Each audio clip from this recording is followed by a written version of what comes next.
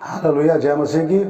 परमेश्वर धन्यवाद हो। और पिछले एपिसोड में मैंने आपको बताया था किस प्रकार से स्वर्ग राज्य और परमेश्वर राज्य है जो उसमें मनुष्य में चलता है, और किस प्रकार से हम प्रभु के राज्य में प्रवेश करते हैं और कौन कौन स्वर्ग राज्य में जाएंगे, किस प्रकार से स्वर्ग राज्य हमें मिलेगा। और आज हम देखेंगे कि स्वर्ग राज्य किसके समान है। प्रभु यीशु मसीह ने बहुत सारी बातों की तुलना की है स्वर्ग राज्य से कि स्वर्ग राज्य किसके समान है। लेकिन देखिए, मत्ती रचित सुसमाचार और उसका 13 अध्याय और उसके 31 पद से पढ़ेंगे। देखिए, प्रभु यीशु मसीह ने स्वर्ग राज्य के तुलना की गई है, उसके विषय में देखेंगे, क्योंकि आपको जानना बहुत ही ज़रूरी है कि स्वर्ग का राज्य कैसे फैलता है ना, किस प्रकार से स्वर्ग का राज्य काम करता है। तो यहाँ पे लिखा हुआ है, उसने उन्हें एक और दृष्टांत दिया, स्वर्ग का राज्य राई के एक दाने के समान है, जिसे किसी मनुष्य ने लेकर अपने खेत में बो दिया। वो सब बीजों से छोटा तो होता है, पर जब बढ़ जाता है तो सब साग पात से बड़ा होता है और ऐसा पेड़ हो जाता है कि आकाश के पक्षी आकर उसकी डालियों पर बसेरा करते हैं। देखिए, प्रभु यीशु मसीह कहते हैं कि जो स्वर्ग का राज्य है वो राई के एक दाने के समान है ना। राई के एक दाने से तुलना की गई स्वर्ग राज्य की। और राई का दाना हम जानते हैं क्यों प्रभु यीशु ने राई के दाने का ही नाम लिया, क्योंकि राई का दाना बहुत छोटा होता है। स्वर्ग का राज्य लोग की नज़र में बहुत छोटा दिखने में, है ना। लोग समझते हैं कि स्वर्ग राज्य है या नहीं है, पता नहीं है, लेकिन सच्चाई है, स्वर्ग का राज्य है। और ये कैसे फैलता है? तो प्रभु यीशु मसीह कहते हैं स्वर्ग का राज्य एक राई के एक दाने के समान है, जिस किसी मनुष्य ने, है ना, उसे लिया और अपने खेत में बो लिया। हालेलुया। देखिए, किसी ने लिया और अपने खेत में बो लिया। परमेश्वर का राज्य, स्वर्ग का राज्य जब तक नहीं ये पनपता, जब तक उसको लेकर अपने हृदय में बोया ना जाए, है ना। जो भी स्वर्ग के राज्य में जाना चाहते हैं उन्हें जरूरत है कि प्रभु के वचन को, प्रभु की बात को लेकर अपने जीवन में जगह बनाएं। और बिना प्रभु यीशु मसीह के हम स्वर्ग राज्य में नहीं जा सकते। प्रभु यीशु ने कहा कि बिना मेरे द्वारा कोई पिता के पास नहीं आ सकता। तो स्वर्ग का राज्य भी ऐसा है कि जब तक वो हमारे हृदय में बीज ना बोया जाए, ठीक है, जब तक हमारे हृदय में बीज नहीं आता तब तक वो पनपता नहीं है। जब प्रभु का राज्य हमारे हृदय में आता है, हम उसको लेके बो लेते हैं, हम खेत हैं, है ना। और जैसे पीछे मैं बताया कि संसार खेत है, तो जहाँ जहाँ पर ये बीज बोया जाएगा, जिस जिस मनुष्य में ये बीज जाएगा, परमेश्वर का वचन जाएगा, वहाँ वहाँ स्वर्ग का राज्य आएगा।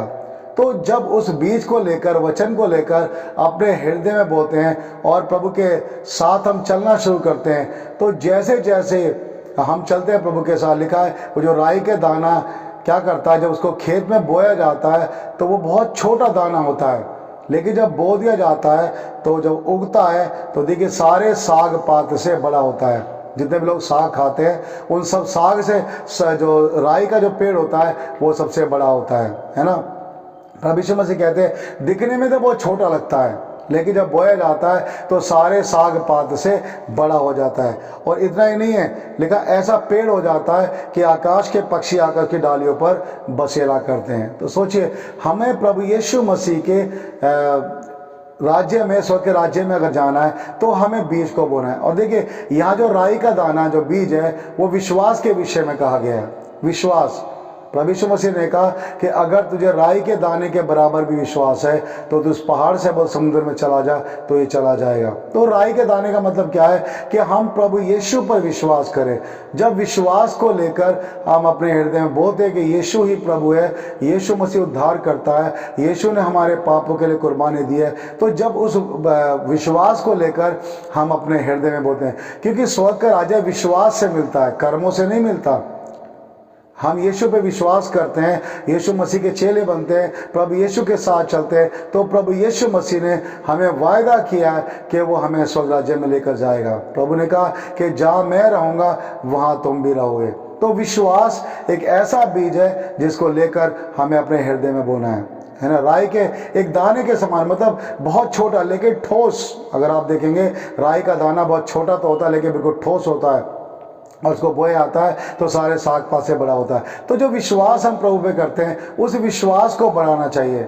बिना विश्वास के कोई प्रभु को नहीं देखेगा, बिना विश्वास के हमारा उद्धार नहीं है, बिना विश्वास के हम प्रभु से कुछ भी प्राप्त नहीं कर सकते। तो स्वर्गीय राज्य जो है वो विश्वास के द्वारा हमें मिलता है। जितना हम विश्वास करते हैं बढ़ते हैं, उतना ज़्यादा स्वर्गीय राज्य के बारे में हम जानते हैं और उसमें बढ़ते चले जाते हैं। तो दुनिया में जब हम चलते हैं, हमारी ज़िंदगी में विश्वास का होना बहुत ज़रूरी है। और देखिए याकूब कहता है कि कर्म के बिना विश्वास व्यर्थ है। हम विश्वास करते हैं कि परमेश्वर है, विश्वास करते हैं कि यीशु मसीह है। देखिए हवा को किसी ने देखा नहीं परंतु वो है, ये सत्य है ना। मृत्यु को किसी ने देखा नहीं है लेकिन वो है, जिन्होंने देखा वो वापस नहीं आए, केवल यीशु मसीह आया, परंतु वो सत्य है, मृत्यु है, हालेलुया। उसी प्रकार स्वर्ग भी है और नरक भी है। तो स्वर्ग का जो जीवन है, स्वर्ग का जो राज्य है वो राई के एक दाने के समान, मतलब विश्वास के साथ पाया जाता है। जब आप विश्वास को अपने हृदय में बोते हैं यीशु मसीह के नाम में, तो वो पनपता रहता है और उस विश्वास से आप परमेश्वर की आशीषें पाने लगते हैं और उसी विश्वास से हमारी प्रभु के यहाँ पहुँच होती है। और देखिए बिना विश्वास के, इब्रानी 11:6 में लिखा है, बिना विश्वास के उसे प्रसन्न करना अनहोना है। अगर आप प्रभु को प्रसन्न करना चाहते हैं तो आपके जीवन में विश्वास होना चाहिए। विश्वास हमारे जीवन का आधार है। विश्वास के द्वारा ही हम सारी चीज़ें पाते हैं और विश्वास के द्वारा ही हम परमेश्वर की संतान बनते हैं। और क्या विश्वास करना है कि यीशु मसीह परमेश्वर का पुत्र है, वो हमारे पापों के लिए दुनिया में आया, हालेलुया, मारा गया, गाड़ा गया और तीसरे दिन मुर्दों में से जी उठा। तो हमारा विश्वास ही जो यीशु मसीह पर हम करते हैं वो हमारा आधार है स्वर्ग राज्य के लिए। तो उसको लेकर अपने खेत में बोना, मतलब अपने जीवन में बोना, विश्वास को बढ़ाना है। प्रभु यीशु मसीह हमारे विश्वास को देखते हैं। अगर हमारा विश्वास बढ़ा है तो प्रभु से खुश होते हैं और प्रभु हमें आशीष देते हैं, हालेलुया। तो प्रभु यीशु मसीह यहाँ पर बोलते हैं कि स्वर्ग का राज्य है ना एक राई के दाने के समान, जिसने आपने खेत में बोया और सब साग पात से बड़ा हो गया, और लिखा आकाश के पक्षी आकर उस पर बसेरा करते। दूसरी बात प्रभु यीशु मसीह कहते हैं यहाँ पर 33 पद में, उसे एक और दृष्टांत उन्हें सुनाया, स्वर्ग का राज्य खमीर के समान है जिसको किसी स्त्री ने लेकर 3 पसेरी आटे में मिला दिया और होते होते सब खमीरा हो गया। दूसरा दृष्टांत पर यीशु मसीह ने कहा कि स्वर्ग का राज्य खमीर के समान है। आपने खमीर देखा होगा, खमीर को लेकर अगर ताज़ा गुंदे हुए आटे में रख दिया जाए, मिला दिया जाए, तो वो धीरे धीरे सबको क्या करता है, खमीर करता है, पूरे आटे को। उसी प्रकार से हम जब यीशु पे विश्वास करते हैं तो हमारे पूरे जीवन में परमेश्वर अपनी आशीषों को लाता है। और ये जो विश्वास हम बोलते हैं, ये विश्वास गवाही को उत्पन्न करता है, परमेश्वर की सामर्थ को उत्पन्न करता है और दूसरे लोगों के जीवन में भी ये चमत्कार के काम करता है। हमारा विश्वास जो हम करते हैं उसके द्वारा दूसरों को आशीषें मिलती है और एक दूसरे के द्वारा ये फैलता है, हमारी गवाही के द्वारा और प्रभु के वचन के द्वारा। जब हम गवाही सुनाते हैं, वचन सुनाते हैं, परमेश्वर के बारे में लोगों को बताते हैं, प्रभु की महिमा करते हैं, तो जो लोग प्रभु यीशु मसीह के चमत्कार देखते हैं, प्रभु यीशु मसीह के अद्भुत काम देखते हैं, परमेश्वर की सामर्थ देखते हैं, प्रभु के राज्य में अद्भुत काम देखते हैं, तो वो विश्वास करते हैं। और इसी तरह से जैसे खमीर होता है, धीरे धीरे सारे आटे को खमीर करता है, उसी प्रकार स्वर्ग का राज्य एक दूसरे के द्वारा ऐसे फैलता जाता है, उसे कोई रोक नहीं सकता। पर स्वर्ग के राज्य को कोई रोक नहीं सकता, क्योंकि ये अपने आप फैलता है। बहुत लोगों ने स्वर्ग के राज्य को रोकने की कोशिश की लेकिन वो रोक नहीं पाए। मनुष्य कभी भी परमेश्वर के कार्य को रोक नहीं सकता। प्रभु यीशु मसीह चाहते हैं कि हर व्यक्ति स्वर्ग के राज्य में प्रवेश करे, पर हम खुद ही आलसी हो जाते हैं। हम खुद ही जब प्रभु के वचन पे नहीं चलते, हम जब खुद ही प्रभु से दूर चले आते हैं, तो हम ही स्वर्ग के राज्य से वंचित हो जाते हैं। कुकर्म करना, बुरे काम करना हमें प्रभु से दूर ले जाता है, अविश्वास हमें प्रभु से दूर ले जाता है। तो प्रभु यीशु मसीह ने कहा कि स्वर्ग का राज्य एक खमीर के समान है, जिसे किसी ने लेकर, स्त्री ने लेकर अपने आटे में डाल दिया और धीरे धीरे सारा आटा खमीर होगा। उसी प्रकार से प्रभु का राज्य, स्वर्ग का राज्य ये फैलता जाता है। और देखिए तीसरी बात प्रभु यीशु मसीह यहाँ पर कहते हैं, आप देखिए स्वर्ग का राज्य लिखा 44 पद में, स्वर्ग का राज्य खेत में छिपे हुए धन के समान है। खेत में छिपे हुए धन के समान है, जिसे किसी मनुष्य ने पाया और छिपा दिया और मारे आनंद के जाकर अपना सब कुछ बेच दिया और उस खेत को मोल लिया। देखिए स्वर्ग का राज्य छिपे हुए धन के समान है। दिखता नहीं है स्वर्ग का राज्य हमको, है ना, लेकिन ये खजाना है, ये धन है, स्वर्गीय धन है। परमेश्वर के पास आना हमारी प्राप्ति है, लाभ है। पौलुस कहता है जीना मसीह और मर जाना लाभ है, क्योंकि स्वर्गीय जीवन को पाते हैं। तो यहाँ पे लिखा है स्वर्ग का राज्य एक ऐसे व्यक्ति के समान है जिसने ऐसे छिपे हुए धन के समान है ना। ये ऐसा छिपा धन है जो जल्दी से प्रकट नहीं होता है, लेकिन जो लोग कीमत जानते हैं स्वर्ग राज्य की, जो जानते हैं कि परमेश्वर की कीमत क्या है, जो जानते हैं प्रभु यीशु मसीह के पास आने का मतलब क्या है, तो लिखा है छिपे हुए धन के समान है। और किसी व्यक्ति ने क्या किया, उसको जब देखा तो छुपा दिया और जाकर सब कुछ बेच दिया। देखिए, स्वर्ग राज्य के लिए हो सकता है हमें अपनी ज़िंदगी भी दांव पे लगानी पड़ सकती है। स्वर्ग राज्य के लिए हमें बहुत सारी चीज़ों को छोड़ना पड़ेगा। हो सकता है माता पिता भाई बहन हमारा इनकार करें, हमारे पड़ोसी हमारा इनकार करें, हमारे मित्र हमारा इनकार करें, क्योंकि जब हम प्रभु यीशु के पास आते हैं, सारे बुरे काम से हम तौबा करते हैं, सारे बुरे काम छोड़ते हैं, तो हमारे मित्र हमें कहते हैं कि तुम हमारे साथ सहभागी नहीं होते, तुम हमारे मित्र नहीं हो, है ना। माता पिता कह सकते हैं कि तुमने तो यीशु मसीह ग्रहण किया, अब तुम हमारे साथ नहीं हो, हमारे जैसे नहीं हो, है ना। इनकार कर सकते हैं, भाई हमारा इनकार कर सकते हैं, है ना। कभी कभी बहुत से लोग प्रॉपर्टी से वंचित माता पिता करते हैं, परिवार के लोग कर देते हैं, घर से बाहर निकाल देते हैं, बहुत कुछ सहना पड़ता है। लेकिन जो स्वर्ग राज्य की कीमत जानता है, जो परमेश्वर के वचन को जानता है, वो कोई भी हानि उठाता है। लिखा है जिसने खेत में छिपे हुए धन को पाया, उसने सब कुछ बेच दिया, लेकिन स्वर्गीय धन को प्राप्त किया। उस खेत को खरीद दिया जहां पे छुपा हुआ धन था। तो सोचिए, जो परमेश्वर के राज्य को जानते हैं, स्वर्ग के राज्य को जानते हैं, वो कोई भी कीमत लगाते हैं, कुछ भी हानि उनको उठानी पड़े, लेकिन वो परमेश्वर का इनकार नहीं करते, प्रभु यीशु का इनकार नहीं करते। उन्हें पता है कि मरने के बाद हमें स्वर्ग जाना है, परमेश्वर के पास जाना है। जिंदगी बहुत थोड़े दिनों की है, एक दिन तो मरना ही है, क्यों ना परमेश्वर के साथ ही चले, इनकार क्यों करें। और इसलिए वो स्वर्ग के राज्य की कीमत जानते हैं। तो संसार में रहते हुए वो कोई भी कीमत चुकाते हैं, लेकिन स्वर्ग के राज्य का इनकार नहीं करते। तो प्रभु यीशु मसीह कहते हैं कि जो व्यक्ति है उसने क्या किया, खेत को ही मोल ले लिया, है ना, अपना सब कुछ बेच दिया। सब कुछ बेचने का मतलब यहाँ दृष्टांत से मतलब है कि हो सकता है हमें सब कुछ दाव पे लगाना पड़ सकता है, लेकिन स्वर्ग के राज्य को प्राप्त करें, है ना। देखिए, जब कोई मर जाता है तो हम कहते हैं ना स्वर्गवासी हो गया।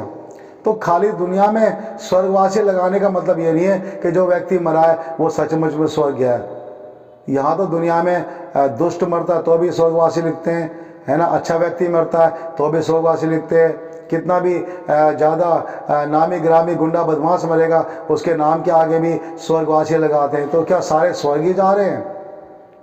सोचिए, जरा विचार कीजिए, क्या सारे स्वर्ग जा रहे हैं? तो नरक में कौन जा रहा है? कोई नहीं जा रहे। स्वर्ग में क्यों लिखते स्वर्गवासी? क्योंकि स्वर्ग में परमेश्वर रहता है। और इसलिए स्वर्ग का राज्य हमारे जीवन में तभी तो आएगा जब हम परमेश्वर को जानेंगे, यीशु मसीह को जानेंगे। बिना जाने हम स्वर्ग में कैसे जा सकते हैं? देखिए, हमारे घर में कोई अजनबी घुस नहीं सकता जब तक हम उसे जानेंगे नहीं, उसे पहचानेंगे नहीं। अपने घर में हम घुसने की अनुमति नहीं देंगे। तो सोचिए, परमेश्वर अगर हमें नहीं जानता, परमेश्वर के सामने हम ठीक नहीं है, प्रभु के वचन पे हम नहीं चल रहे, खड़े नहीं है, तो परमेश्वर हमें स्वर्ग में क्यों आने देगा? परमेश्वर हमें स्वर्ग में ग्रहण क्यों करेगा, है ना। तो हमें क्या करना पड़ेगा? हमें परमेश्वर को जानना पड़ेगा, हमें परमेश्वर के पास आना पड़ेगा। परमेश्वर जब हमें जानेगा तभी तो स्वर्ग का द्वार हमारे लिए खुलेगा। और यीशु मसीह ने कहा द्वार मैं हूँ, है ना। यीशु ने दावा किया मैं स्वर्ग का द्वार हूँ। तो जब यीशु मसीह आएगा, हमें लेके जाएगा, हमें पहचानेगा, तभी तो कहेगा जहाँ मैं रहूँगा तुम रहोगे। और अगर हम प्रभु यीशु मसीह को नहीं जानते, परमेश्वर पिता को नहीं जानते, है ना, हम उसके वचन में खड़े नहीं हैं, हम नहीं जानते, हमें स्वर्ग राज्य कैसे मिलेगा? इसलिए स्वर्ग का राज्य उसके मनुष्य के समाज से सब कुछ बेच दिया, लेकिन खेत को मोल लिया। इसी प्रकार हम दुनिया में सब कुछ हमें त्यागना पड़े, लेकिन हम स्वर्ग के राज्य को प्राप्त करें। तभी तो प्रभु यीशु मसीह ने कहा, यदि कोई अपने आप को भी अप्रिय ना जाने तो मेरा चेला नहीं हो सकता, है ना। अपने प्राण को भी अप्रिय ना जाने तो मेरा चेला नहीं हो सकता। तो देखिए, कभी कभी हमारे प्राण को भी हमें गंवाना पड़ सकता है प्रभु यीशु के लिए, लेकिन हमें तैयार रहना चाहिए। पर एक बात पक्की है कि अगर यीशु मसीह के लिए हम मरते हैं, शहीद होते हैं, जान दे देते हैं, और लोग हमारी हत्या कर देते, तो हमें डरने की आवश्यकता नहीं है, क्योंकि मरना तो सब नहीं है, परंतु हमारा उद्धार यीशु ने किया है, हम स्वर्ग राज्य में जरूर जाएंगे।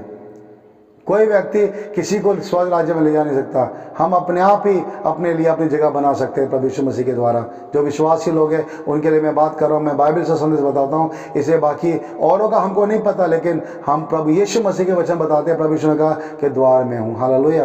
तो यीशु मसीह के द्वारा हम पिता तक पहुँचते हैं। तो स्वर्ग राज्य इसी प्रकार राई के दाने के समान है, विश्वास बढ़ना चाहिए। दूसरी बात, स्वर्ग राज्य खमीर के समान है, ये अपने आप फैलता है एक दूसरे के द्वारा, वचन के द्वारा। और तीसरी बात, ये ऐसा धन है जो छुपा हुआ है, इसे वही समझ सकता है जो इसकी कीमत जानता है। वो सब कुछ बेचता है लेकिन स्वर्ग राज्य को ले लेता है। तो मैं भी चाहता हूँ, हाँ, जैसे मैंने लिया आप भी लीजिए, प्रभु के राज्य में आइए, स्वर्ग राज्य में आइए, ताकि जब आप दुनिया से कुछ करें आप स्वर्ग राज्य में जा सके। परमेश्वर इन वचनों के द्वारा को बहुत बहुत आशीष दे। जय यीशु की। कमेंट करना ना भूलें, लाइक करना ना भूलें। आप जरूर कमेंट करें ताकि हमारे चैनल का प्रमोशन हो और बहुत लोगों तक ये संदेश पहुंच सके। परमेश्वर आपको आशीष दे। जय यीशु की।